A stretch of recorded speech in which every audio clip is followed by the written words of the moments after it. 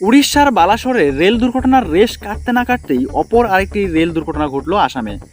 আপনারা দেখতে পাচ্ছেন লাইনচ্যুত হয়ে গেল মালগাড়ির 15টি বগি। কয়লা বোঝাই করা এই মালগাড়িগুলি দেখতে পাচ্ছেন কিভাবে এলোমেলোভাবে পড়ে আছে।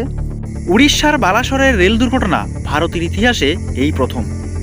এই মর্মান্তিক দুর্ঘটনার ফলে যা শুধু দেশবাসী নয়, কেঁদেছে সমগ্র বিশ্ববাসী। তবে আসামের যে রেল ঘটনা ঘটেছে সেখানে কোনো হতাহতের খবর নেই।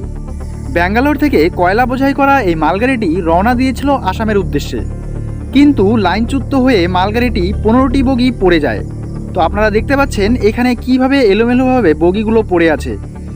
ঘটনাস্থলে প্রথম স্থানীয় বাসিন্দারা এসে উপস্থিত হন এবং এই ঘটনার কারণ হিসাবে এখনও পর্যন্ত কোনো কিছু জানা যায়নি।